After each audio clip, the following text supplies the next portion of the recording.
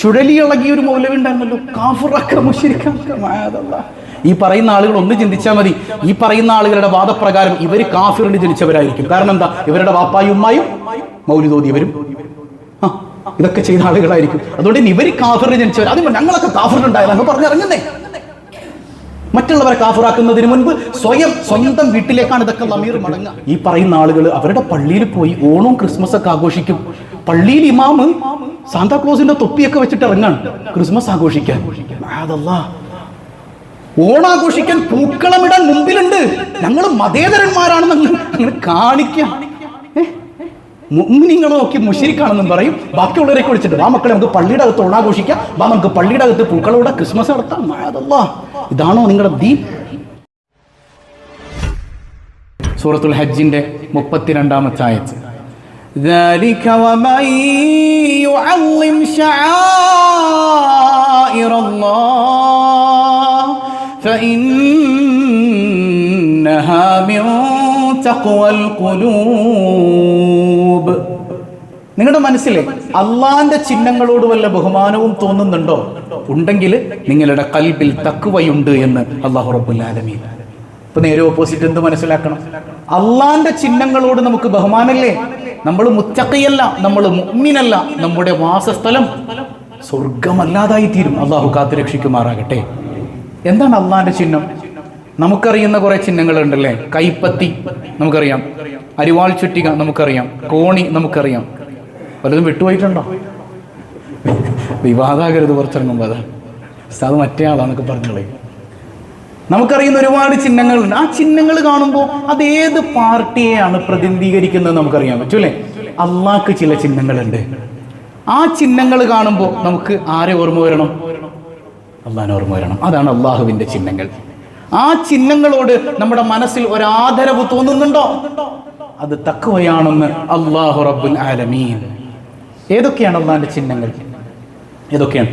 അള്ളാഹ് ബഹുമാനിച്ച സ്ഥലങ്ങൾ, സമയങ്ങൾ, മാസങ്ങൾ, ദിവസങ്ങൾ, അതുപോലെ അള്ളാഹ് ബഹുമാനിച്ച മഹാരഥന്മാരുമായി ബന്ധപ്പെട്ട സ്ഥലങ്ങൾ, സമയങ്ങൾ, മൃഗങ്ങൾ പോലും അള്ളാഹുവിന്റെ ചിഹ്നങ്ങളാണെന്ന് പരിശുദ്ധ ഖുർആൻ.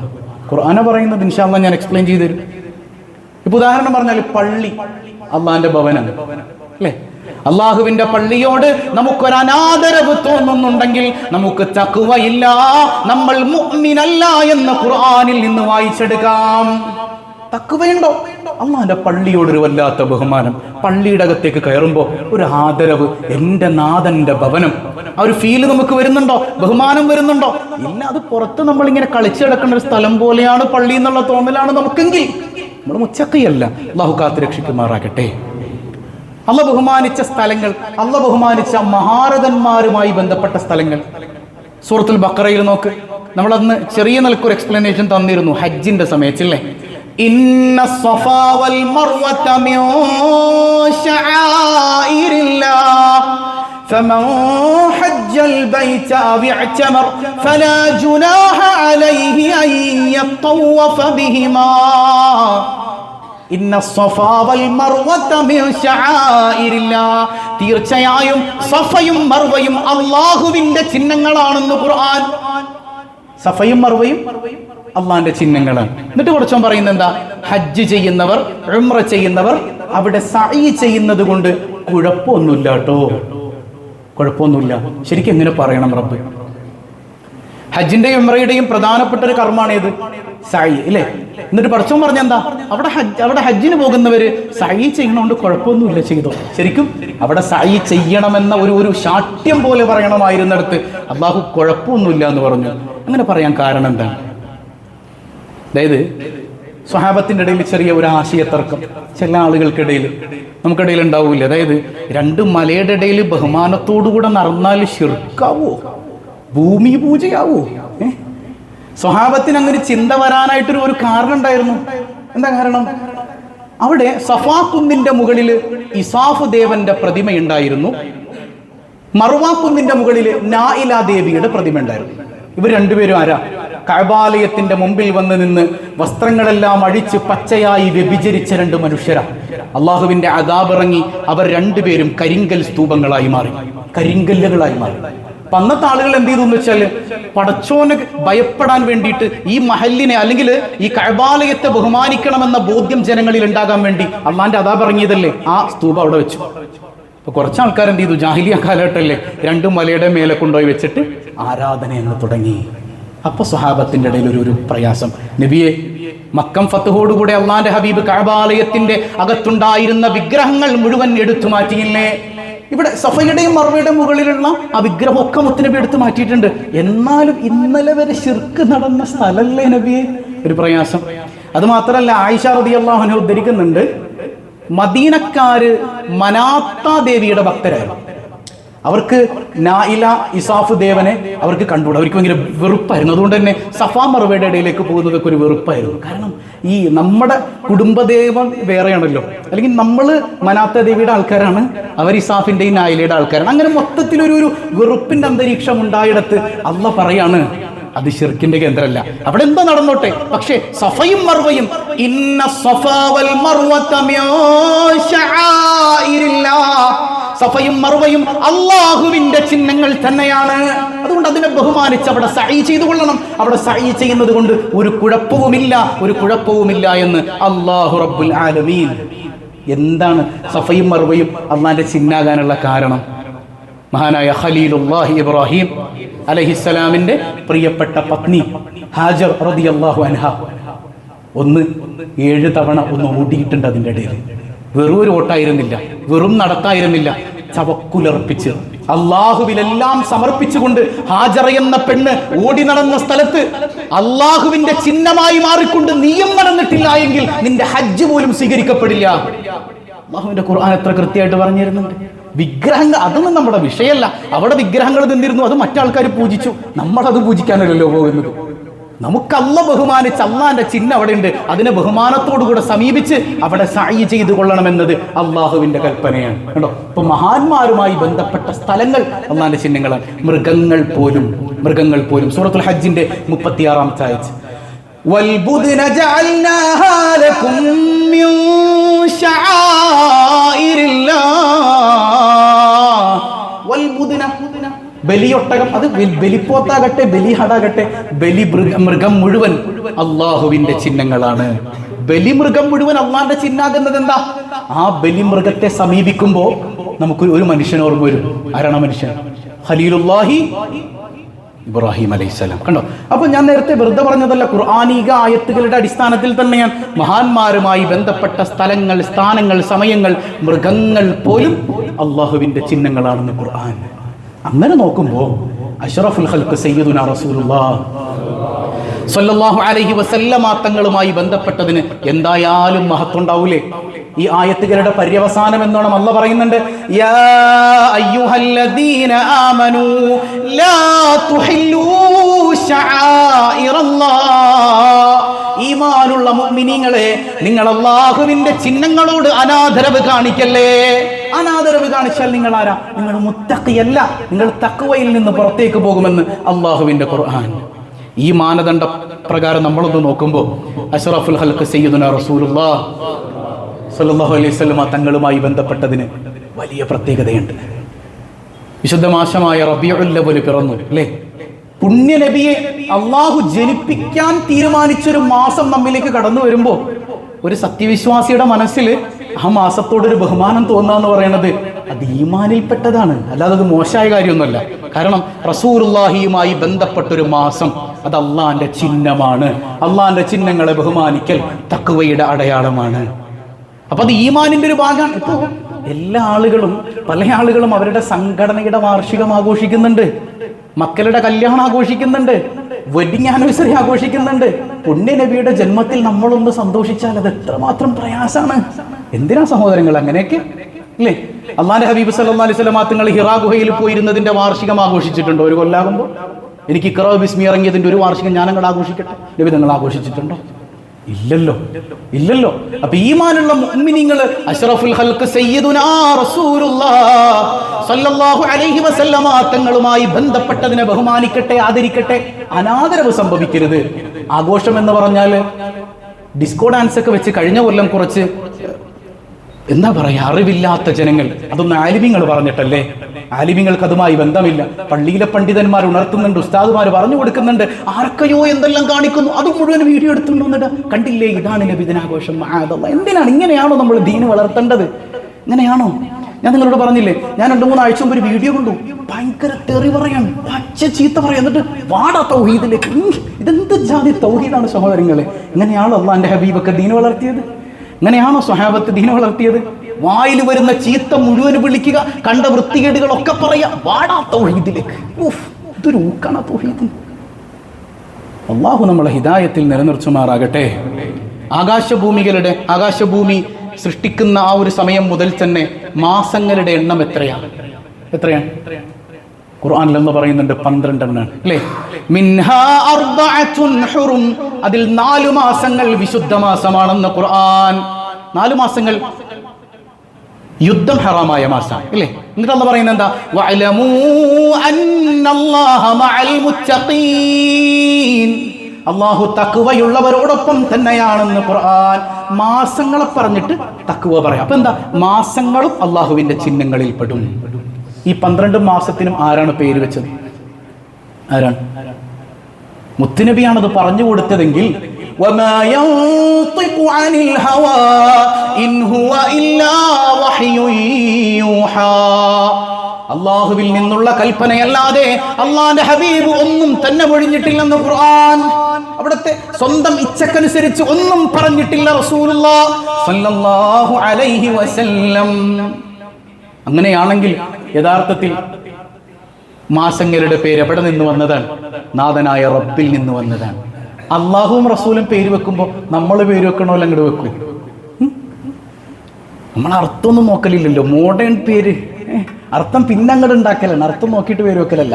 അത് ഈ പേരങ്ങോട്ട് ഫൈൻഡ് ഔട്ട് ചെയ്തിട്ട് എനിക്കിപ്പോൾ ഇടയ്ക്കിടയ്ക്ക് മെസ്സേജ് വരും, ഉസ്താദ് ഈ പേരിൻ്റെ അർത്ഥം എന്ന് പറയാവോ? അർത്ഥമുള്ള പേര് പറഞ്ഞു തരുമെന്ന് ചോദിക്കുന്ന ആളുകൾ വളരെ വിരളാണ്. ഏതാണ്ടൊക്കെ ഒരു പേര് ചില സമയത്ത് പേർഷ്യൻ ലാംഗ്വേജിൽ ഏതൊരു സമയത്ത് എനിക്കൊരു പേര് കിട്ടിയിട്ടുണ്ട്. അത് നോക്കിയപ്പോൾ ഞാൻ ഗൂഗിളിൽ നോക്കുമ്പോൾ അത് അസർബൈജാൻ ലാംഗ്വേജിലാണ്. അസർബൈജാനിലൊരു ഭാഷയാണത്. അപ്പം ഇതിൻ്റെയൊക്കെ അർത്ഥം നമ്മൾ ഗൂഗിൾ നോക്കി കണ്ടുപിടിച്ച് ഇവർക്ക് കൊടുക്കണം. പറഞ്ഞില്ലെങ്കിലോ ഇപ്പം അസർബൈജാൻ ലാംഗ്വേജ് ഒന്നും എനിക്കറിയാൻ പാടില്ല, പേർഷ്യൻ എനിക്കറിയാൻ പാടില്ല, ഉള്ളത് പറയാമല്ലോ. ഇതൊക്കെ അയച്ചു തന്നിട്ട് ഇവരുടെയൊക്കെ വിചാരം ഇതൊക്കെ അറബിയാന്ന്. ഇത് പറഞ്ഞു കൊടുത്തില്ലെങ്കിൽ അയ്യേ മൊയിലാരെന്തിനും ഉള്ളത്. അപ്പൊ നമ്മൾ പേര് വെക്കുമ്പോ തന്നെ തഫാഉലൻ ഒരു നല്ല അടയാളം നമ്മൾ ഇങ്ങനെ മനസ്സിൽ കാണും. എന്നാൽ അല്ലാഹുവും റസൂൽ സല്ലല്ലാഹു അലൈഹി വസല്ലം തങ്ങൾ പേര് വെക്കുമ്പോൾ അതിന്റെ പിന്നിൽ കൃത്യമായൊരു ബോധം ഉണ്ടാവും. മുഹറം പരിശുദ്ധമായ മാസം, റമദാൻ പാപങ്ങളെ കരിച്ചു കളയുന്ന മാസം, ദുൽഹജ്ജ് ഹജ്ജിന്റെ മാസം, റബീഉൽ അവ്വൽ അതിനുണ്ടാവണമല്ലോ ഒരു ആശയം. റബീഅ എന്ന് പറഞ്ഞ എന്താണ്? റബീഅ വസന്തകാലം. എന്നീ വസന്തകാലം നല്ല പൂക്കളൊക്കെ ഇങ്ങനെ വിരിഞ്ഞു നിൽക്കുന്ന മനോഹരമായ കാലാവസ്ഥയുള്ള സുന്ദരമായ കാലത്തെയാണ് നമ്മൾ റബീഅ എന്ന് പറയുക. പക്ഷെ അറബ് കാലണ്ടർ പ്രകാരം എല്ലാ മാസവും നമുക്ക് കൃത്യം ഈ വസന്തകാലത്ത് തന്നെയാണ് റബീഉൽ അവ്വൽ എന്ന് പറയാൻ പറ്റും. കാലഘട്ടങ്ങളെ അടിസ്ഥാനപ്പെടുത്തി ഒരിക്കലും ഹിജ്റ കാലണ്ടർ നമുക്ക് കാൽക്കുലേറ്റ് ചെയ്യാൻ പറ്റില്ല. എപ്പോഴും നല്ല തണുപ്പ് സമയത്തോ അല്ലെങ്കിൽ വസന്തകാലത്താണോ റബീഅ വരുന്നത്? അല്ല, ചിലപ്പോൾ നല്ല ചൂടത്തായിരിക്കും, ചിലപ്പോൾ നല്ല തണുപ്പുള്ള സമയത്തായിരിക്കും. അപ്പൊ എന്താണ് ഈ റബീഅ കൊണ്ടുള്ള ഉദ്ദേശം? മോശത്തരങ്ങൾ നിറഞ്ഞു നിൽക്കുന്ന മാനവ മനസ്സുകളിലേക്ക് പ്രകാശം കൊണ്ടുവന്ന മുഹമ്മദ് മുസ്തഫ സല്ലല്ലാഹു അലൈഹി വസല്ലമ തങ്ങളെന്ന വസന്തം ജനിച്ചത് ഈ മാസത്തിലാണ്. ആ വസന്തത്തെ അള്ളാഹു ജനിപ്പിക്കാൻ തീരുമാനിച്ചത് ഈ മാസത്തിൽ തന്നെയാണ്. അതാണ് റബീഅ. അപ്പൊ അവ്വൽ എന്താണ്? അവ്വൽ എന്ന് പറഞ്ഞാൽ എന്താ? ആദ്യം. റബീഉൽ അവ്വൽ ആദ്യത്തെ വസന്തം. സ്വഹാബത്ത് ചോദിക്കുന്നുണ്ട്, മത്താ കുൻത നബിയൻ യാ റസൂലല്ലാഹ്, അങ്ങെപ്പോഴാണ് നബിയായത് യാ റസൂലല്ലാഹ്? 40 വയസ്സിലാണ് നുബുവത്ത് കിട്ടിയതെന്ന് അറിയുന്ന സ്വഹാബത്ത് തന്നെ നബിയോട് വീണ്ടും ചോദിക്കുക, മത്താ കുൻത നബിയൻ, അങ്ങെപ്പോഴാണ് നബിയായത്? അങ്ങനെ ചോദിക്കാൻ ചില കാരണങ്ങളുണ്ട്. റസൂലുള്ളാഹി സ്വല്ലല്ലാഹു അലൈഹി വസല്ലം തങ്ങളുടെ ചില സംസാരങ്ങളാണ് അതിന്റെ കാരണം. ചില സംസാരങ്ങളാണ്. സ്വഹീഹ് മുസ്ലിം റിപ്പോർട്ട് ചെയ്യുന്ന ഹദീസുണ്ട്. ഒരിക്കലും സ്വഹാബത്ത് ഇങ്ങനെ മദീന പള്ളിയിലിരുന്ന് ഓരോ നബിമാരുടെയും മൗലിദ് ഇങ്ങനെ പറയാം, അവരുടെ മദ്ഹ് ഇങ്ങനെ പറയാം. അപ്പോഴാണ് മൂസാ നബിയെ കുറിച്ച് പറയുന്നത്. മൂസ കലീമുള്ള, മൂസ വലിയ ആളാണ്, കലീമാണെന്നൊക്കെ ഇങ്ങനെ പറയുന്നതിൻ്റെ ഇടക്കാണ് സയ്യിദുനാ റസൂലുള്ളാഹി സ്വല്ലല്ലാഹു അലൈഹി വസല്ലം തങ്ങൾ കടന്നു വരുന്നത്. എന്താ പരിപാടി? നബി, ഞങ്ങളിങ്ങനെ മൂസാ നബിയുടെ മദ്ഹും മറ്റു നബിമാരുടെ ഒക്കെ മദ്ഹ് പറയാം. എന്നിട്ട് എന്നെ കുറിച്ച് എന്താ പറയാത്തത്? ഞാൻ ആരാണെന്നറിയോ? സ്വന്തം മദ്ഹ് പറയാ സയ്യിദുനാ റസൂലുള്ളാഹി. എന്നിട്ട് പറയുന്നുണ്ട്, ലൗ കാന മൂസ ഹയ്യൻ ലമാ വസിഅഹു ഇല്ല ഇത്തിബാഇ. ഇന്നെങ്ങാനും മൂസ ജീവിച്ചിരിപ്പുണ്ടെങ്കിൽ എന്റെ പിന്നാലെ നടക്കേണ്ടി വന്നേനെ സയ്യിദുനാ റസൂലുള്ളാഹ്. എന്താ വർത്തമാനം മനസ്സിലായോ? ഇന്നെങ്ങാനും മൂസ ജീവിച്ചിരിപ്പുണ്ടെങ്കിൽ എന്റെ പിന്നാലെ നടക്കേണ്ടി വന്നേനെ മൂസക്കെന്ന് സയ്യിദുനാ റസൂലുള്ളാഹ്. മറ്റൊരു ഹദീസ് ഇങ്ങനെ കാണാം, അന സയ്യിദു വുൽദി ആദം, ആദം സന്തതികളുടെ മുഴുവൻ നേതാവ് ഞാനാണെന്ന് സയ്യിദുനാ വ ഹബീബുനാ റസൂലുള്ളാഹ്. ഈ ഹദീസിന് സംശയമുണ്ട്. കാരണം എന്താ? നമ്മൾ ചിന്തിച്ചു നോക്കിയേ,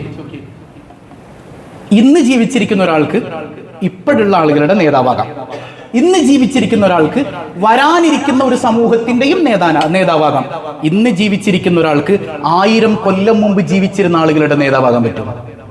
ഒക്കെ മനസ്സിലാവുന്ന ഒരു ഭാഷ പറഞ്ഞാൽ, ഞാനിപ്പോൾ എരമംപള്ളിയിൽ ഇമാമാണ് അല്ലേ, അവിടെ ഇമാമല്ലേ, ഞാനിവിടെ നിന്നുകൊണ്ട് പറയാൻ 1000 കൊല്ലം മുമ്പ് എരമത്ത് താമസിച്ചിരുന്നവരുടെയും ഇമാമൻ ഞാനാണ് എന്ന് പറഞ്ഞാൽ എൻ്റെ മൊത്തക്ക് നിങ്ങളിങ്ങനെ ഒന്ന് നോക്കൂ അല്ലേ.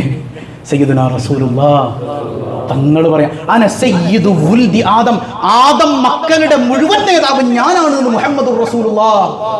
അപ്പോൾ സ്വഹാബത്ത് ചോദിക്കണം, മത്താ കുൻത നബിയ്യൻ യാ റസൂലല്ലാഹ്, എപ്പോഴാണ് നബിയായത്? അല്ലാഹുവിന്റെ ഹബീബ് പറയാണ്, കുൻതു നബിയൻ വൽ ആദമു ബൈന തീനി വൽ മാ, ആദം മണ്ണിന്റെയും വെള്ളത്തിന്റെയും ഇടയിലായിരിക്കുമ്പോഴേ ഞാൻ നബിയാണ് സയ്യിദുനാ റസൂലുള്ളാഹ്. ജാബിർ റളിയല്ലാഹു അൻഹു ചോദിക്കുന്നുണ്ട്, അഖ്ബിർനി അൻ അവ്വലി ശൈഇൻ ഖലഖഹു അല്ലാഹു തആല, അല്ലാഹു ആദ്യം പടച്ചത് എന്താണെന്നൊന്ന് പറഞ്ഞു തരാമോ നബിയേ? നൂറ നബിയിക യാ ജാബിർ, നിന്റെ നബിയുടെ പ്രകാശത്തെയാണ് അല്ലാഹു ആദ്യം പടച്ചത് ജാബിറേ. സയ്യിദുനാ വ ഹബീബുനാ റസൂലുള്ളാഹ്. പിടികിട്ടിയോ? റബീഉൽ അവ്വൽ, ആദ്യത്തെ വസന്തം അതാരാണ്? മുഹമ്മദുർ റസൂലുള്ളാഹ്. കണ്ടോ? അപ്പൊ ആ കാര്യം മനസ്സിലാക്കി നോക്കുമ്പോൾ ഈ മാസത്തിന് വലിയ മഹത്തുണ്ട്.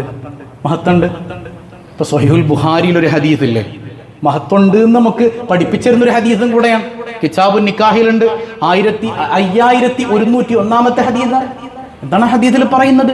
അള്ളാന്റെ ഹബീബ് സയ്യിദുനാ റസൂലുള്ളാഹി സ്വല്ലല്ലാഹു അലൈഹി വസല്ലം തങ്ങളുടെ മൂത്താപ്പുണ്ട് അബൂലഹബ്, മൂപ്പരെ ശപിച്ചുകൊണ്ട് ഖുർആനിൽ ആയത്തിറങ്ങിയതാ, തബ്ബത് യദാ അബീ ലഹബിൻ വതബ്, അബൂലഹബ് നശിക്കട്ടെ എന്ന് ഖുർആൻ പറഞ്ഞത്. അവനും കുടുംബത്തിനൊക്കെ നരകാൻ. അങ്ങനെയുള്ള അബൂലഹബിന് ഇമാം ബുഖാരി റഹിമഹുല്ല പറയുന്നുണ്ട്, എല്ലാ തിങ്കളാഴ്ച ദിവസവും നരകത്തിൽ വെച്ച് ശുദ്ധമായ കുടിവെള്ളം കുടിക്കാൻ കൊടുക്കും. അങ്ങനെ നരകത്തിലാകുന്ന അബൂലഹബ് ആ നരകത്തിൽ വെച്ച് തിങ്കളാഴ്ച അല്പം ഒരു സ്വസ്ഥത കൊടുക്കും, കുടിക്കാൻ നല്ല വെള്ളം കൊടുക്കും. എന്താ കാരണം? ഇമാം ബുഖാരി പറയാണ്. ഇമാം ബുഖാരി ഏതാണ് ഈ സ്വഹീഹുൽ ബുഖാരി? അസഹുൽ കുതുബി ബഅദ കിതാബില്ലാഹ്, അല്ലാഹുവിന്റെ ഖുർആൻ കഴിഞ്ഞാൽ ഏറ്റവും പ്രാമാണിക യോഗ്യമായ ഗ്രന്ഥം അത് സ്വഹീഹുൽ ബുഖാരിയാണ്. അതിൽ ഒരു ലഈഫ് പോലും ഇല്ല, മാറ്റിവെക്കേണ്ട ഒരു ഹദീസ് പോലും ഇല്ല എന്ന് മുസ്ലിം ഉമ്മത്തിന്റെ ഇജ്മാഅൻ. അങ്ങനെയുള്ള ബുഖാരിയിലാണ് സുവൈബ റളിയല്ലാഹു അൻഹ, സുവൈബത്തുൽ അസ്ലമിയ, അബൂലഹബിന്റെ ദാസ്യപ്പെണ്ണായിരുന്നു. അപ്പൊ അബൂലഹബിനോട് ഓടി വന്ന് പറയാണ്, മുത്തുനബി ജനിച്ചപ്പോ അങ്ങയുടെ സഹോദരൻ അബ്ദുള്ളക്ക് ഒരു കുട്ടി പറഞ്ഞിട്ടുണ്ട് കേട്ടോ. ആ സന്തോഷത്തില്, അന്ന് നബിയാണെന്നും അബൂലഹബിന് അറിയാൻ പാടില്ലല്ലോ, ആ സന്തോഷത്തില് സുവൈബയെ അങ്ങ് അൻതി താലിഖത്തുൻ, നീ ഇന്നു മുതൽ ഫ്രീ ആണ് മോളെ, അടിമത്തത്തിൽ നിന്ന് നിന്നെ മോചിപ്പിച്ചിരിക്കുന്നു. ഈ ഒരു കാരണം കൊണ്ട് എല്ലാ തിങ്കളാഴ്ച ദിവസവും അബൂലഹബിന് നരകത്തിൽ ശുദ്ധമായ പാനീയമുണ്ടെന്ന് സ്വഹീഹുൽ ബുഖാരി. അങ്ങനെയാണെങ്കിൽ മുത്തുനബിയാണെന്ന് തിരിച്ചറിഞ്ഞുകൊണ്ട് ആ ഹബീബിന്റെ ജന്മത്തിൽ സന്തോഷിച്ചാൽ നമുക്ക് എന്താ കിട്ടുക? ചില ചോദ്യങ്ങളൊക്കെ നമുക്ക് ഇങ്ങനല്ലേ, നമുക്ക് തെളിവുണ്ടോന്നൊന്നുമല്ല ചോദിക്കാം, മക്കത്തുണ്ടോ മദീനത്തുണ്ടോ? വല്ലാത്തൊരു ചോദ്യം തന്നെയാണത്, വല്ലാത്തൊരു ചോദ്യമാണ് റബ്ബേ. മക്കത്തുണ്ടോ മദീനത്തുണ്ടോ? പാവങ്ങളാണ്, അറിവില്ലാത്തവരാണ്. അള്ളാഹു എല്ലാവർക്കും ബുദ്ധി കൊടുക്കട്ടെ. ഞങ്ങൾക്കെന്താ ബുദ്ധി വേണ്ടേ? അള്ളാഹു ബുദ്ധി നൽകട്ടെ. എന്താ മക്കത്തുണ്ടോ മദീനത്തുണ്ടോ? ബാക്കിയുള്ള അറബ് രാജ്യങ്ങളിലൊക്കെ ഉണ്ടല്ലോ, അത് പറയാച്ചെന്താണ്, നമ്മൾ ചോദിക്കണില്ല. ഇപ്പൊ UAE ജായിസത്തുൽ ബുർദ അവാർഡ് എല്ലാ റബീഉൽ അവ്വൽ പ്രമാണിച്ച് നടക്കുന്നുണ്ട്. ഏറ്റവും നന്നായി ബുർദ ചൊല്ലുന്ന മൗലിദ് ചൊല്ലുന്ന രാജ്യത്തിൽ നിന്ന് വരുന്നവർക്ക് വലിയ സമ്മാനമാണ് കൊടുക്കുന്നത്. യമനിൽ എത്ര ഗ്രാൻഡ് മൗലിദ്. പിന്നെന്തേ മക്കത്തും മദീനത്തും ഗവൺമെന്റിന്റെ കീഴിൽ നടക്കുന്നില്ലെന്നേ ഉള്ളൂ. വ്യത്യസ്തമായ ഇടങ്ങളിൽ വീടുകളിലൊക്കെ റാഹത്തായി തന്നെ മൗലിദുകൾ നടക്കുന്നുണ്ട്. ഗവൺമെന്റ് തലത്തിൽ എന്തേ നടക്കാത്തത്? ചില ചോദ്യങ്ങളാണ്. നബി ജനിച്ച നാട്ടിലുണ്ടോ? നബി ജനിച്ച നാട്ടിലുണ്ടായിരുന്നു. 1925 ശേഷം ഉസ്മാനി ഖിലാഫത്ത് തകർന്നതിന് ശേഷം, ഇത്തരം വിശ്വാസക്കാർ വന്നതിന് ശേഷം മാത്രമില്ലാതായതാണ്. 921 കാലഘട്ടം മുമ്പ് നിങ്ങൾ ജസ്റ്റ് ഒന്ന് ഗൂഗിൾ സെർച്ച് ചെയ്ത് നോക്ക്. ജന്നത്തുൽ ബഖിയ, ജന്നത്തുൽ മുഅല്ല, ബിഫോർ ഡിമോളിഷൻ, നിങ്ങൾ സെർച്ച് ചെയ്ത് നോക്ക്. അവിടെ മക്ബറകൾ പോലും കെട്ടിപ്പൊക്കിയിരുന്നു. അതിലേക്ക് ഞാനിപ്പോൾ കടക്കണില്ല. കെട്ടിപ്പൊക്കിയിരുന്നു എന്നാണ്. ഖദീജ ബീവിയുടെ ഒക്കെ മക്കാമ് നമുക്ക് അതിൽ കാണാം, ഗൂഗിളിൽ കാണാം. ഇതൊക്കെ ഇടിച്ചു പൊളിച്ചങ്ങോട്ട് കളഞ്ഞതാണ് 925 ശേഷം. അപ്പൊ ഒരാൾ ചോദിക്കാം, മക്കത്തില്ലല്ലോ മോനെ, മക്കത്തുണ്ടായിരുന്നടോ 925 മുമ്പ്? ആൾക്കാർ ഇടിച്ചു പൊളിച്ച് കളഞ്ഞതാണ്. അതായത് മക്കത്തുണ്ടോ മദീനത്തുണ്ടോ എന്ന് നോക്കാൻ ഇസ്ലാം പറഞ്ഞിട്ടില്ല. മക്കയും മദീനയും ആര് ഭരിക്കുന്നു അവരുടെ ഇഷ്ടത്തിന് അവിടെ കാര്യങ്ങൾ നടത്തും. എന്തിനേറെ മക്കയും മദീനയും ഷിയാക്കൾ ഭരിച്ച കാലം ഉണ്ടായിരുന്നു. 6 കൊല്ലത്തോളം ഹജറുൽ അസ്വദ് മക്കത്ത് നിന്ന് ഇറാനിൽ കൊണ്ടുപോയി വെച്ച കാലം ഉണ്ടായിരുന്നു. അങ്ങനെ 6 കൊല്ലത്തോളം ഹജറുൽ അസ്വദ് മക്കത്ത് നിന്ന് ഇറാനിൽ കൊണ്ടുപോയി വെച്ച കാലം ഉണ്ടായിരുന്നു. അപ്പൊ അന്ന് മക്കത്ത് നടന്നതൊക്കെ ദീനാ നമ്മൾ പറയേണ്ടി വരും. മനസ്സിലാകുന്നുണ്ടോ? മക്കത്തും മദീനത്ത് എന്ത് നടക്കുന്നില്ല. ഇതൊന്നും ദീനിനെ നോക്കണം നമ്മളെ കാര്യമില്ല. നമ്മൾ വിശുദ്ധ ഖുർആനിലേക്കും ഹദീസിലേക്കും ഇജ്മാഇലേക്കും ഖിയാസിലേക്കും ദീനിന്റെ ചതുർ പ്രമാണങ്ങളിലേക്ക് നമ്മൾ മടങ്ങാം. മക്കത്തുണ്ടോ മദീനത്തുണ്ടോ അതിനൊരു മുസ്ലിമിൽ നിന്ന് വരാൻ പറ്റിയ നല്ല ക്വസ്റ്റ്യൻ അല്ല. അങ്ങനെയാണെങ്കിൽ തറാവീഹിന്റെ എണ്ണം മുതൽ എന്തൊക്കെ ചർച്ച ചെയ്യാനുണ്ട് അല്ലേ? എന്തെല്ലാം കാര്യങ്ങൾ ചർച്ച ചെയ്യണം. 2 ബാങ്ക് ചർച്ച ചെയ്യണം, ജുമായുടെ 2 ബാങ്ക് ചർച്ച ചെയ്യണം. ഈ പറയുന്ന ആളുകളുടെയൊക്കെ മഹല്ലുകളിൽ പള്ളികളിൽ 2 ബാങ്കുണ്ടോ ജുമാക്ക്? അതൊന്നും ചർച്ച ചെയ്യാൻ തയ്യാറാകാതെ ഇതൊന്നും ആവശ്യമില്ലാത്ത ചർച്ചകളാണ്. ചൊല്ലുന്നവർ ചൊല്ലട്ടെ. അല്ലാഹു എല്ലാവർക്കും ഹിദായത്ത് നൽകുമാറാകട്ടെ. സൂറത്ത് യൂനുസിലെ 58-ാമത്തെ ആയത്തിലെ ഖുൽ ബിഫദ്ലില്ലാഹി വബിറഹ്മതിഹി ഫബിദാലിക ഫൽയഫ്റഹൂ, നിങ്ങൾ അല്ലാഹുവിന്റെ ഫദ്ല് കൊണ്ടും ഔദാര്യം കൊണ്ടും റഹ്മത്ത് കൊണ്ടും എടുത്തു പറയണേ. ഏതാണ് റഹ്മത്ത്? അബ്ദുല്ലാഹി ഇബ്നു അബ്ബാസ് റളിയല്ലാഹു അൻഹുമാ ഏറ്റവും നല്ല മുഫസ്സിർ എന്ന് റസൂലുള്ളാഹി സ്വല്ലല്ലാഹു അലൈഹി വസല്ലം അംഗീകാരം കൊടുത്ത മുഫസ്സിറാണ്.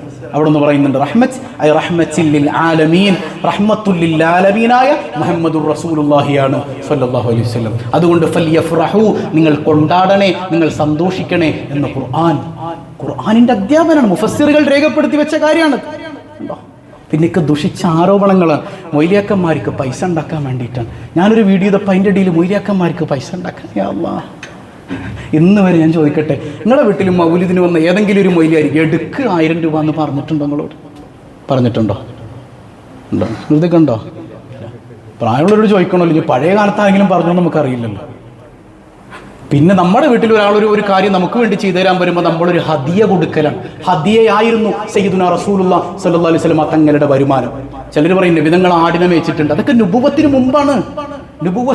നുബുവത്തിന് ശേഷം റസൂലുള്ളാഹി ആടിനെയും മേച്ചിട്ടില്ല, വേറൊരു പണിക്കും പോയിട്ടില്ല. ഹദിയയായിരുന്നു റസൂലുള്ളാഹിന്റെ വരുമാനം. സ്വതക്കയല്ല, സ്വതക്ക കൊടുത്തിട്ടില്ല. സ്വതക്ക കൊടുക്കുന്നതിനേക്കാൾ ഏറെ ശ്രേഷ്ഠത എന്തിനാണ്? ഹദിയ കൊടുക്കുന്നതിനാണ്. ഹദിയ അത് സമ്മാനാണ്. ആ സമ്മാനായിരുന്നു മുത്തുനബിയുടെ വരുമാനം. ഇരിക്കട്ടെ, ഇനി ഒരാൾ കൊടുത്തു, അത് വാങ്ങി. ഞാൻ നിങ്ങളോട് പറയട്ടെ ഒരു കാര്യം. ഈ ആരോപണങ്ങളൊക്കെ ഒന്ന് ഒടിച്ചു കളയാൻ ഞാൻ പറയാണ്. നിങ്ങൾ എല്ലാ ദിവസവും വീട്ടിൽ മൗലിദ് വെക്കണം. ഉള്ള ദിവസം ഞാൻ വന്ന് നടത്തിത്തരും. 5ന്റെ പൈസ നിങ്ങൾ എനിക്ക് തരണ്ട. പോരാ, വിഷയം അവിടെ തീർന്നില്ലേ? മൊയ്ലിയാക്കന്മാർക്ക് പൈസ ഉണ്ടാക്കാനാണെന്നുണ്ടെങ്കിൽ 5 രൂപ എനിക്ക് നിങ്ങൾ തരണ്ട. ഭക്ഷണം ഉണ്ടാക്കണ്ട, കട്ടൻ ചായ ഉണ്ടാവില്ല, ഒരു കട്ടൻ ചായയും ബിസ്ക്കറ്റും വെച്ചിട്ട് റസൂലുള്ളാഹിന്റെ മൗലിദ് നമുക്ക് ചൊല്ലാന്നേ. നിങ്ങൾ വീട്ടിൽ എല്ലാ ദിവസവും നടത്തിക്കോ. കഴിഞ്ഞാൽ നമ്മൾ പാനായിക്കുളത്ത് എന്ത് ഭംഗിയായിട്ട് നടത്തി. വേണ്ടാന്ന് പറഞ്ഞ് നമ്മൾ ഉണ്ടാക്കിയ പരിപാടിയാണ്. കാരണം വെറുതെ ആരോപണങ്ങൾ. മൊയ്ലിയാക്കന്മാർക്ക് പൈസ ഉണ്ടാക്കാനും അങ്ങനെ എന്തിനാ പറയുന്നത്? ഇപ്പൊ ഈ പറയുന്ന ആളുകളുടെയൊക്കെ പള്ളിയിൽ നിസ്കരിപ്പിക്കാനായിട്ട് ഇമാമില്ലേ? നമ്മൾ പറയും അയാൾ പൈസക്ക് വേണ്ടി നിസ്കരിക്കുകയാണ്, മാസം ശമ്പളം കൊടുക്കുമ്പോൾ പൈസക്ക് വേണ്ടി നിസ്കരിക്കുകയാണ് നമ്മൾ പറയോ? ഇല്ലല്ലോ. അപ്പൊ നമുക്ക് ഇഷ്ടമല്ലാത്തൊരു കാര്യം വരുമ്പോൾ എങ്ങനെങ്കിലും അത് ഇല്ലാതാക്കാൻ ദുഷിച്ച ആരോപണങ്ങൾ. ഇതല്ല ഞാൻ ഇത് കാര്യമായിട്ട് പറഞ്ഞു. നിങ്ങൾ വീട്ടിൽ മൗലിദ് വെച്ചു, ഞാൻ വന്ന് നടത്തിത്തരും. 5 പൈസ ഉണ്ട്. അല്ലാഹു റബ്ബുൽ ആലമീൻ ഭംഗിയായി നടത്താൻ നമുക്ക് തൗഫീക്ക് നൽകി അനുഗ്രഹിക്കുമാറാകട്ടെ. പിന്നെന്താ ഒരു ആരോപണം? ഒരു ഹദീസ് ഉണ്ട്, മഅദല്ലാഹ് ഹദീസ്, ക്രിസ്ത്യാനികളെ പോലെ നിങ്ങൾ പള്ളി അലങ്കരിക്കരുതേ. എല്ലാം ഇങ്ങോട്ട് ഇത് രസം എന്താന്ന് വെച്ചാൽ പറയുന്നതൊക്കെ കാഫിറാണ് മുശ്രിക്കാണെന്ന്. എന്നിട്ട് കാണുമ്പോൾ അസ്സലാമു അലൈക്കും എന്ന് പറയുകയും ചെയ്യും. അതെന്ത് കാഫിറാണ് മുശ്രിക്കാന്ന് എനിക്ക് മനസ്സിലായിട്ടില്ല. ഈ വാക്ക് എത്ര ഗൗരവമാണ് നിങ്ങൾക്ക് മനസ്സിലാകുന്നുണ്ടോ? കാഫിറാണ് മുശ്രിക്കാണെന്ന് പറഞ്ഞാൽ ആ മനുഷ്യൻ കാഫിർ അല്ലെങ്കിൽ നമ്മൾ സ്വന്തം കാഫിറാകും, മുശ്രിക്കാകും. സയ്യിദുനാ റസൂലുള്ളാഹ് വേറെന്ത് നിങ്ങൾക്ക് പറഞ്ഞു തെറ്റാണ്? ഒരു കാര്യത്തെക്കുറിച്ച് നിങ്ങൾക്ക് തെറ്റാണെന്ന് പറയാനുണ്ട്. തെറ്റാണെന്ന് പറഞ്ഞോ? എന്തിനാണ് ഈ കാഫിർ, കുഫർ, ശിർക്ക് ഇതൊക്കെ ഇങ്ങനെ ആരോപിക്കുന്നത്? ശിർക്ക് എന്താണെന്ന് പോലും നമുക്കറിയാതെയായി.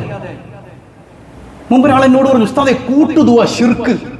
പൊന്നുമോനെ, കൂട്ടു പ്രാർത്ഥന അല്ലാഹുവിനോടാണ്. നീ പറഞ്ഞു ബിദ്അത്ത് മാറി ശിർക്കാകല്ലേ? മിണ്ടണതൊക്കെ ശിർക്കാക്കല്ലേ? ഈ അടുത്ത് എന്താണ് ചുഴലി ഇളകിയ ഒരു മൗലവി ഉണ്ടായിരുന്നല്ലോ, കാഫിറൊക്കെ മുശ്രിക്കാക്ക. ഈ പറയുന്ന ആളുകൾ ഒന്ന് ചിന്തിച്ചാൽ മതി. ഈ പറയുന്ന ആളുകളുടെ വാദപ്രകാരം ഇവർ കാഫിറിന് ജനിച്ചവരായിരിക്കും. കാരണം എന്താ? ഇവരുടെ വാപ്പായും ഉമ്മായും മൗലിദ് ഓതിയവരും ഇതൊക്കെ ചെയ്ത ആളുകളായിരിക്കും. അതുകൊണ്ട് ഇവർ കാഫിറിന് ജനിച്ചവർ. അത് ഞങ്ങളൊക്കെ കാഫിറുണ്ടായതെന്ന് പറഞ്ഞിറങ്ങുന്നേ. മറ്റുള്ളവരെ കാഫിറാക്കുന്നതിന് മുൻപ് സ്വന്തം വീട്ടിലേക്കാണ് ഇതൊക്കെ ലമീർ മടങ്ങുക. അള്ളാഹു നമുക്കൊക്കെ ബോധം നൽകി അനുഗ്രഹിക്കുമാറാകട്ടെ. എന്താണ് ആ ഹദീസിന്റെ താല്പര്യം? പള്ളി അലങ്കരിക്കാൻ പാടില്ലേ? എന്താണ് ആ ഹദീസിന്റെ താല്പര്യം? എന്താണ്? ഞാൻ ഒരു സംശയം നിങ്ങളോട് ചോദിക്കട്ടെ. പള്ളി അലങ്കാരമാകുന്നത് പള്ളിയുടെ പുറത്ത് ലൈറ്റ് ഇടുമ്പോഴാണോ അകത്ത് ലൈറ്റ് ഇടുമ്പോഴാണോ? എപ്പോഴാണ്? പള്ളിയുടെ അകത്ത് നിറച്ച് ലൈറ്റ് ഇടുമ്പോഴാണോ പള്ളിയുടെ പുറത്ത് ലൈറ്റ് ഇടുമ്പോഴാണോ? ഏതാണ് ഏറ്റവും നല്ല അലങ്കാരം എന്ന് പറയുന്നത്?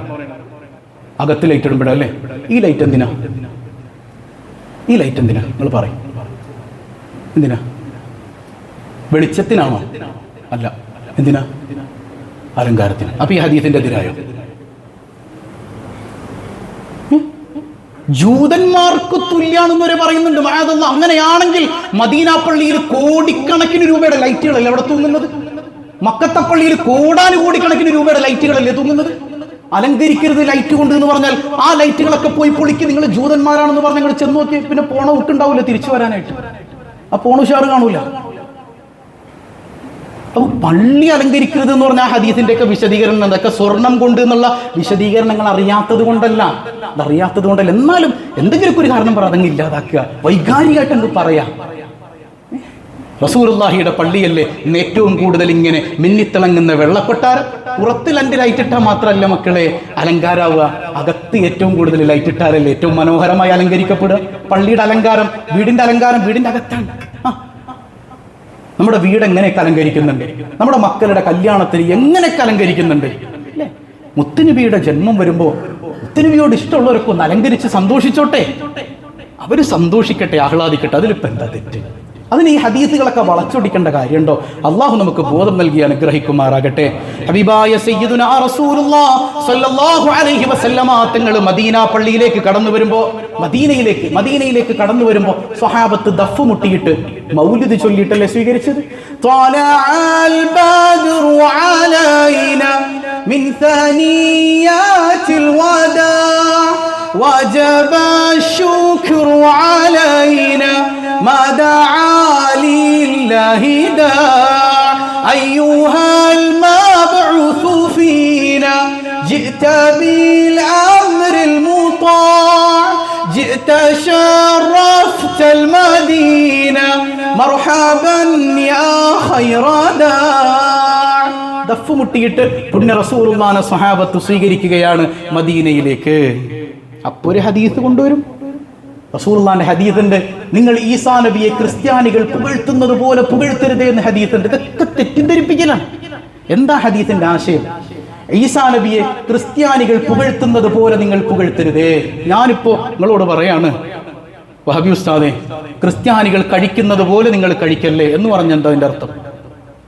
നിങ്ങൾ പട്ടിണി കിടന്ന് മരിക്കണം എന്നാണോ അതിന്റെ അർത്ഥം? പിന്നെന്താ അതിന്റെ അർത്ഥം? ക്രിസ്ത്യാനികൾ കഴിക്കണ പോലെ ഹറാമായതൊന്നും കഴിക്കാതെ ഹലാലായതൊക്കെ നിങ്ങൾ കഴിച്ചോ, നിങ്ങൾ കഴിക്കണേ എന്നല്ലേ അതിന്റെ അർത്ഥം അല്ലേ? ക്രിസ്ത്യാനികൾ എങ്ങനെയാ ഈസാ നബിയെ പുകഴ്ത്തിയത്? അള്ളാഹുവാണെന്ന് പറഞ്ഞു, ദൈവപുത്രനാണെന്ന് പറഞ്ഞു. നമ്മൾ അതല്ലല്ലോ പറയുന്നേ. മുഹമ്മദുർ റസൂലുള്ളാഹ്, അള്ളാഹുവിന്റെ റസൂലാണ്, അഷ്റഫുൽ ഖൽഖാണ്. അതുകൊണ്ട് ക്രിസ്ത്യാനികൾ പുകഴ്ത്തുന്നത് പോലെ പുകഴ്ത്തല്ലേ, അല്ലാത്ത രീതിയിലൊക്കെ ഒന്ന് പുകഴ്ത്തിക്കോ. അതാണ് ആ ഹദീസിന്റെ ആശയം. അല്ലാതെ മിണ്ടാതിരുന്നോളണേ, തീരെ പുകഴ്ത്തരുതേ എന്നൊന്നുമല്ല സഹോദരങ്ങളെ നിങ്ങളെ തെറ്റിദ്ധരിപ്പിച്ചത്. അള്ളാഹു എല്ലാവർക്കും ബോധം നൽകുമാറാകട്ടെ. ഇമാം തിർമിദി ഉദ്ധരിക്കുന്ന 2846 ഹദീസ് ഉണ്ട്. എന്താ ഹദീസ് എന്നറിയോ? മദീന പള്ളിയിൽ ഒരു സ്റ്റേജ് ഉണ്ടാക്കുന്നുണ്ട് മുഹമ്മദുർ റസൂലുള്ളാഹ്. നമ്മുടെ പള്ളിയിൽ ഒരു മിമ്പറാണെങ്കിൽ മദീന പള്ളിയിൽ അന്ന് 2 മിമ്പർ ഉണ്ടായിരുന്നു. ജാമിഅ തിർമിദി എടുത്തോളൂ. അതുപോലെ തന്നെ സ്വഹീഹുൽ ബുഖാരിയിലും അബൂ ദാവൂദിലും ഒക്കെ കാണുന്ന ഹദീസാണ്. കാന റസൂലുള്ളാഹി സ്വല്ലല്ലാഹു അലൈഹി വസല്ലം യളഉ ലി ഹസ്സാന മിമ്പറൻ ഫിൽ മസ്ജിദി. ഹസ്സാൻ ഇബ്നു സാബിത്ത് റളിയല്ലാഹു അൻഹുവിന് മദീന പള്ളിയിൽ ഒരു മിമ്പർ ഉണ്ടാക്കി കൊടുത്തു മുഹമ്മദുർ റസൂലുള്ളാഹ്. സുബ്ഹാനല്ലാഹ്. എന്തിനാ യുഫാഖിറു അൻ റസൂലില്ലാഹ് സ്വല്ലല്ലാഹു അലൈഹി വസല്ലം, റസൂലുള്ളാഹിനെ പുകഴ്ത്തിയിട്ട് പാടാൻ, അവിടുത്തെ മൗലിദ് ചൊല്ലാൻ വേണ്ടിയിട്ട് മദീന പള്ളിയിൽ മിമ്പർ ഉണ്ടാക്കി കൊടുത്തു മുഹമ്മദുർ റസൂലുള്ളാഹ്. ഈ മൗലിദ് ഇങ്ങനെ ചൊല്ലുമ്പോൾ പുണ്യനബിയുടെ ഒരു പ്രാർത്ഥനയുണ്ട്, ഇന്നല്ലാഹ യുഅയ്യിദു ഹസ്സാന ബിറൂഹിൽ ഖുദ്സ്. മാ യുഫാഖിറു അൻ റസൂലില്ലാഹി സ്വല്ലല്ലാഹു അലൈഹി വസല്ലം, റസൂലുള്ളാഹിനെ പുകഴ്ത്തി പാടുന്ന കാലം അത്രയും ജിബ്രീൽ അലൈഹിസ്സലാമിന്റെ സഹായം ഹസ്സാന് ലഭിക്കട്ടെ എന്ന് സയ്യിദുനാ റസൂലുള്ളാഹ്. മൗലിദ് ഓതിയ ഹസ്സാന് ജിബ്രീലിന്റെ സഹായമുണ്ടെന്ന് മുഹമ്മദ് മുസ്തഫ സ്വല്ലല്ലാഹു അലൈഹി വസല്ലം. അല്ലെങ്കിൽ നമ്മൾ ചിന്തിച്ചു നോക്കിയേ, ഈ മീലാദ് വരുമ്പോൾ മുത്തുനബിയെ കുറിച്ച് കൂടുതൽ പറയാൻ, അവിടുത്തെ മദ്ഹ് ചൊല്ലാൻ, അവിടുന്ന് പഠിപ്പിച്ച കാര്യങ്ങൾ പറയാൻ, കൂടുതൽ അവിടുത്തെ അനുധാവനം ചെയ്യാൻ, ഇതൊക്കെ തന്നെയല്ലേ ദീനിന്റെ ഭാഗം. ഇതെല്ലാം നമ്മൾ ചെയ്യേണ്ടത്. അള്ളാഹു നമ്മളെ നന്നാക്കി ചെറുമാറാകട്ടെ. എന്താണ് ഈ ഹസ്സാൻ റളിയല്ലാഹു അൻഹു പാടിയത്? നബിയെ അവിടുന്ന് തൗഹീദിന്റെ പടവാളാണ്, അവിടുന്ന് അഷ്റഫുൽ ഖൽഖാണ്, ഇതൊക്കെ ഉണ്ട്. അത് മാത്രമല്ല, റസൂലുള്ളാഹിന്റെ ബാഹ്യ സൗന്ദര്യം പോലും വിശദീകരിച്ച് പാടി. എന്താ പാടിയത്? വഅഹ്സനു മിൻക ലം തറഖത്തു ഐനി وأجمل منك لم تلد النساء خلقت مبرأ من كل عيب كأنك قد خلقت كما تشاء. റസൂലുള്ളാഹിന്റെ മുമ്പിൽ അങ്ങ് പാടുക. എന്താ പാടിയെന്ന് മനസ്സിലായോ? وأحسن منك لم ترقت عيني, അങ്ങയെപ്പോലെ ഭംഗിയുള്ള ഒരു മനുഷ്യനെ ഒരു കണ്ണും കണ്ടിട്ടില്ല നബിയെ. അങ്ങയെപ്പോലെ ഉത്തമരായ ഒരുത്തനെ ഒരു കണ്ണ് പോലും കണ്ടിട്ടില്ല നബിയെ. പിന്നെയോ വഅജ്മല മിൻക ലം തലിദിൻ നിസാഉ, അങ്ങയെപ്പോലൊരു മൊഞ്ചനെ ഒരു പെണ്ണും പ്രസവിച്ചിട്ടില്ല നബിയെ. റസൂലുള്ളാഹിന്റെ മുഖത്ത് നോക്കിയിട്ട് പറയാൻ എന്താ പറയണേ? അങ്ങയെപ്പോലൊരു മൊഞ്ചനെ, ഒരു അഴകുള്ള മനുഷ്യരെ ഒരു പെണ്ണും പ്രസവിച്ചിട്ടില്ല നബിയെ. ഖുലിഖ്ത മുബറഅം മിൻ കുല്ലി ഐബി, എല്ലാ ന്യൂനതകളിൽ നിന്നും സംരക്ഷിക്കപ്പെട്ടവരാണ് നബിയെ അങ്ങ്. കഅന്നക ഖദ് ഖുലിഖ്ത കമാ തശാഉ.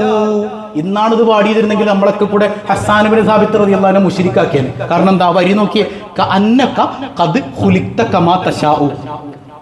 അങ്ങയെ കണ്ടാലേ അങ്ങ് ആഗ്രഹിച്ചതുപോലെ അങ്ങയെ പടച്ചതാണെന്ന് തോന്നും. ഇപ്പൊ നമ്മുടെ ഈ മൂക്ക് താഴോട്ടായത്, ഇപ്പൊ എനിക്കൊക്കെ ഈ ഒരു കിൻഡല് വയറുള്ളത് ഞാൻ ആഗ്രഹിച്ചിട്ട് വന്നതാണോ? ആണോ? ആരാ നമ്മളിങ്ങനെ പടച്ചതാരാ? അപ്പൊ നമ്മൾ ആഗ്രഹിച്ചിട്ടാണ് നമ്മളിങ്ങനെ ആയിത്തീർന്നത്. എന്നാ ഹസ്സാൻ ഇബ്നു സാബിത്ത് റളിയല്ലാഹു അൻഹു പറയാണ്, നബിയെ അങ്ങയുടെ ഈ ഭംഗി കണ്ടാലേ അങ്ങ് ആഗ്രഹിച്ചതുപോലെ അള്ളാഹ് അങ്ങയെ പടച്ചതാണെന്ന് തോന്നും. മുത്തുനബി ദ്വാരക്കാൻ, അല്ലാഹുമ്മ അയ്യിദിൽ ഹസ്സാന ബിറൂഹിൽ ഖുദ്സ്, പടച്ചോനെ ഹസ്സാന് ജിബ്രീലിന്റെ സഹായം കൊടുക്കണേ സയ്യിദുനാ റസൂലുള്ളാഹി സ്വല്ലല്ലാഹു അലൈഹി വസല്ലം. എത്ര കൃത്യമാണ് കാര്യങ്ങൾ. ജാമിഉ തിർമിദിയിലെ ഹദീസ് അല്ലേ? വിശുദ്ധ ഖുർആൻ സൂറത്ത് അഹ്സാബ് നിങ്ങൾ മറക്കി, ഇന്നല്ലാഹ വ മലായികതഹു യുസല്ലൂന അലൻ നബി യാ അയ്യുഹല്ലദീന ആമനൂ സല്ലു അലൈഹി വസല്ലിമു തസ്ലീമാ.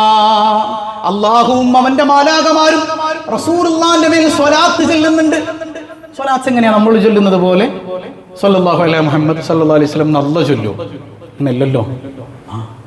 അതിന് അബ്ദുല്ലാഹി ഇബ്നു അബ്ബാസ് റളിയല്ലാഹു അൻഹു ഇമാം ബുഖാരി തന്നെ ഉദ്ധരിക്കുന്നുണ്ടല്ലോ. സ്വഹീഹ് ബുഖാരിയിൽ കാണാം, സനാഹു ഇൻദൽ മലായിക, മലക്കുകളോട് അല്ലാഹു റസൂലുള്ളാഹിന്റെ മൗലിദ് പറയും, മദ്ഹ് പറയും എന്നാണ് ഖുർആൻ പറയുന്നത്. ഈമാനുള്ള മുഅ്മിനീങ്ങളെ നിങ്ങൾ മുത്തുനബിയുടെ മദ്ഹ് ചൊല്ലണേ. അല്ലാഹു നമുക്ക് തൗഫീക്ക് നൽകട്ടെ. എനിക്ക് ഏറ്റവും സങ്കടകരമായ കാര്യം തോന്നുന്നത്, ഇതൊക്കെ എതിർത്തിട്ട് ഈ പറയുന്ന ആളുകൾ അവരുടെ പള്ളിയിൽ പോയി ഓണവും ക്രിസ്മസ് ഒക്കെ ആഘോഷിക്കും. പള്ളിയിൽ ഇമാമ് സാന്താക്ലോസിന്റെ തൊപ്പിയൊക്കെ വെച്ചിട്ട് ഇറങ്ങാണ് ക്രിസ്മസ് ആഘോഷിക്കാൻ. ഓണാഘോഷിക്കാൻ പൂക്കളമിടാൻ മുമ്പിലുണ്ട്. ഞങ്ങൾ മതേതരന്മാരാണെന്ന് അങ്ങനെ കാണിക്കാം. മുഅ്മിനീങ്ങളെ നോക്കി മുശ്രിക്കാണെന്നും പറയും. ബാക്കിയുള്ളവരെ വിളിച്ചിട്ട് വാ മക്കളെ നമുക്ക് പള്ളിയുടെ അകത്ത് ഓണാഘോഷിക്കാം, വാ നമുക്ക് പള്ളിയുടെ അകത്ത് പൂക്കളോടെ ക്രിസ്മസ് നടത്താം. ഇതാണോ നിങ്ങളുടെ ദീൻ? ഇങ്ങനെയാണോ നമ്മൾ മുസ്ലിമായി മുഅ്മിനായി ജീവിക്കേണ്ടത്? മുഅ്മിനീങ്ങളൊക്കെ കാഫിർ മുശ്രിക്കുമാക്കി, കാഫിറായ ആളുകളെ പിടിച്ച് ഈ പറയുന്ന പരിപാടിയും കൂടെ അല്ലാഹു റബ്ബുൽ ആലമീൻ ശിർക്ക് ചെയ്യുന്ന പരിപാടി അടക്കം പള്ളിയിൽ കൊണ്ടുവന്ന് നടത്തുക, എന്നിട്ട് അല്ലാത്ത ആളുകളെ മുശ്രിക്കാക്കുക. അള്ളാഹു നമ്മളെ നന്നാക്കി തരുമാറാകട്ടെ. അള്ളാഹു നമ്മളെ നന്നാക്കി തരുമാറാകട്ടെ. ഈ ആനുകാലിക സാഹചര്യത്തിൽ നമ്മൾ ഒന്നിച്ച് നിൽക്കേണ്ടവരാണ് അല്ലേ? ഈ ഒന്നിച്ച് നിൽക്കേണ്ട സമയത്ത് പോലും എങ്ങനെയാണ് ഇങ്ങനെ ഫിത്നയും ഫസാദും ഉണ്ടാക്കാൻ പറ്റുന്നത്? നമ്മുടെ നിലനിൽപ്പ് തന്നെ ചോദ്യം ചെയ്യപ്പെടുന്ന ഘട്ടത്തിൽ എവിടെയെങ്കിലും എങ്ങനെയെങ്കിലും ഐക്യത്തിന്റെ ഒരു അംശത്തിന് വേണ്ടി കാത്തിരിക്കേണ്ടതിന് പകരം നമ്മളിങ്ങനെ പബ്ലിക്കായി നിന്ന് നീ മുശ്രിക്കാണ്, നീ കാഫിറാണെന്ന് പറയാൻ ചെലവഴിക്കുന്ന ഊർജ്ജമുണ്ടല്ലോ, പടച്ചോന്റെ മുമ്പിൽ നമ്മൾ കണക്ക് പറയേണ്ടി വരില്ലേ? അല്ലേ? ഒരാളെ മുശ്രിക്ക, അതായത് ലോകത്ത് നിങ്ങൾ എന്നെ ഏത് ചീത്ത വേണമെങ്കിലും വിളിച്ചോ, ഡോണ്ട് കെയർ, ഒരു കുഴപ്പമില്ല. ലോകത്ത് ഏറ്റവും വൃത്തികെട്ടൊരു തെറിയുണ്ടെങ്കിൽ അത് മുശ്രിക്ക എന്ന വിളിയാണ്. ഇതെങ്ങനെയാണ് മക്കളെ നിങ്ങൾക്ക് വിളിക്കാൻ പറ്റുന്നത്? എങ്ങനെയാണ്? ശിർക്ക് ചെയ്യാത്തൊരു മനുഷ്യനെ നോക്കി മുശ്രിക്ക് എന്ന് വിളിച്ചപ്പോൾ എന്ത് സംഭവിച്ചു? ഇപ്പൊ വിളിക്കപ്പെട്ട ആളുകൾ തന്നെ തിരിച്ച് അവരുടെ സംഘടനകളാൽ വിളിക്കുകയാണ്, നീയാണ് മുശ്രിക്ക്. അല്ലാഹു റബ്ബുൽ ആലമീൻ വല്ലാഹു ഖൈറുൽ മാക്കിരീൻ. അള്ളാഹിനെ പറ്റിക്കാൻ നോക്കിയാലേ അള്ളാഹ് കൊടും ചതിയനാകുമെന്ന് ഖുർആൻ. ഈ ആനുകാലിക സാഹചര്യത്തിൽ ഭിന്നതയുടെ സ്വരങ്ങൾ മാറ്റി. നിങ്ങളെ കൊണ്ട് മൗലിദ് ചൊല്ലാൻ പറ്റില്ലേ? റബീഉൽ അവ്വലിനോട് നിങ്ങൾക്ക് ബഹുമാനല്ലേ? നിങ്ങൾ ചൊല്ലേണ്ട സഹോദരങ്ങൾ, നിങ്ങൾ മാറിന്നോ ചൊല്ലുന്നവർ ചൊല്ലിക്കോട്ടെ. റസൂലുള്ളാഹിന്റെ മാസത്തെ ആദരിക്കാൻ മൗലിദ് ചൊല്ലാൻ ഞങ്ങളുടെ കയ്യിൽ തെളിവുകളുണ്ട്, നമ്മൾ ചൊല്ലട്ടെ, ചൊല്ലുന്നവർ ചൊല്ലട്ടെ. നിങ്ങൾക്ക് ചൊല്ലാൻ പറ്റുന്നില്ല, മാറി നിൽക്കുക, നിങ്ങൾ വരണ്ട. പക്ഷേ ഒരു ചാൻസ് കൊടുത്തോക്ക്. റസൂലുള്ളാഹി സ്വല്ലല്ലാഹി അലൈഹി വസല്ലം തങ്ങളുടെ ഈ മാസത്തോട്, നബിയോട്, മദ്ഹിനോട് ഒരു അനാദരവ് സംഭവിച്ചു പോയാൽ മുത്തഖി എന്ന ലിസ്റ്റിൽ നിന്ന് പുറത്തേക്ക് വരുമെന്നല്ലേ ഖുർആനിൽ നമുക്ക് മനസ്സിലായത് അല്ലേ? നമ്മളിലേക്ക് ഇത് ഈ പറയുന്ന ആരോപണങ്ങളൊക്കെ തിരിച്ചടിക്കുമെന്നൊരു ചാൻസ് നമ്മൾ കൊടുത്തോക്കണ്ടേ? അള്ളാന്റെ മുമ്പിലേക്ക് നമുക്ക് പോകണ്ടേ മുഅ്മിനീങ്ങളെ? വേണ്ടേ? അതുകൊണ്ട് ചൊല്ലാൻ പറ്റാത്തവർ ചൊല്ലണ്ട, ചൊല്ലുന്നവരങ്ങ് ആഘോഷിക്കട്ടെ. മുഹമ്മദുർ റസൂലുള്ളാഹ്. അബൂ ഹനീഫ റളിയല്ലാഹു അൻഹു 10 ലക്ഷത്തിൽ പരം ഹദീസ് മനപ്പാടുള്ള മഹാന. ആ മഹാൻ ഉണ്ടാക്കിയ മൗലിദ് കിതാബുണ്ട്, ഖസീദത്തുൻ നുഅ്മാനിയ. യാ സയ്യിദ സാദാതി ജിഅതുക ഖാസിദ. റസൂലുള്ളാഹിന്റെ റൗളയുടെ അടുക്കൽ നിൽക്കാൻ, രാജാക്കന്മാരുടെ രാജാവായ നബിയേ എന്ന് വിളിച്ചുകൊണ്ട് മനോഹരമായ ഒരു ഖസീദ ഉണ്ടാക്കുന്നുണ്ട് അബൂ ഹനീഫ. ഇസ്ലാമിൽ നിന്ന് പുറത്തു പോയോ? പിന്നെ നമ്മൾ മുസ്ലിം ആയിട്ടുള്ളത്? സയ്യിദുനാ അബൂ ഹനീഫത്തുൽ കൂഫി റളിയല്ലാഹു അൻഹു. കഅബ് ഇബ്നു സുഹൈർ റളിയല്ലാഹു അൻഹു റസൂലുള്ളാഹിന്റെ മുമ്പിൽ വന്ന് ബാനത്തു സുആദ് എന്ന മൗലിദ് പാടുമ്പോൾ ശരീരത്തുണ്ടായിരുന്ന ഷോൾ എടുത്ത് അണിയിച്ചു കൊടുത്ത് ആദരിക്കുകയാണ് സയ്യിദുനാ റസൂലുള്ളാഹ്. ഒറ്റ ഹദീസും കൂടെ പറഞ്ഞു നിർത്താൻ. ഇമാം ഹാക്കിം റളിയല്ലാഹു അൻഹു അവിടുത്തെ മുസ്തദറക്കിൽ രേഖപ്പെടുത്തുന്ന ഒരു ഹദീസുണ്ട്. പുണ്യനബിയുടെ പിതൃവ്യൻ അബ്ബാസ് ഇബ്നു അബ്ദുൽ മുത്തലിബ് റളിയല്ലാഹു അൻഹു. അബ്ബാസ് ഒന്ന് ചോദിക്കുന്നുണ്ട്, യാ റസൂലല്ലാഹ് ഇനി ഉരീദു അൻ അംദദിഹക്, എനിക്ക് അങ്ങയെ മൗലിദ് ചൊല്ലാൻ, മദ്ഹ് പറയാൻ വല്ലാത്ത കൊതിയുണ്ട്, ഞാൻ ചൊല്ലിക്കോട്ടെ. ഹബീബായ തങ്ങൾ പറയുന്നുണ്ട്, ലാ യഫ്ദു ലില്ലാഹു ഫാക്, നിങ്ങൾ ചൊല്ലുന്ന കാലത്രയും നിങ്ങളുടെ പല്ലിന്, നിങ്ങളുടെ വായക്കൊരു കുഴപ്പവും ഉണ്ടാകില്ല. മുഹമ്മദുർ റസൂലുള്ളാഹ്. 90 കൊല്ലം ജീവിച്ചിട്ട് പല്ലിനൊരു പോട് പോലും വന്നിട്ടില്ല സയ്യിദുനാ അബ്ബാസ്. ഹക്ക് ബോധ്യപ്പെട്ടത് നിങ്ങളോട് പറയുന്നു, അത്രയേ ഉള്ളൂ.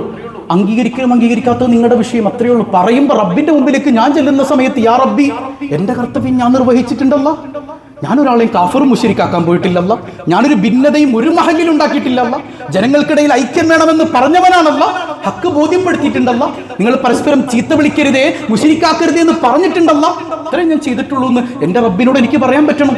ആ ബോധ്യം എനിക്കുണ്ട്. അള്ളാഹു തൗഫീഖ് നൽകി അനുഗ്രഹിക്കുമാറാകട്ടെ.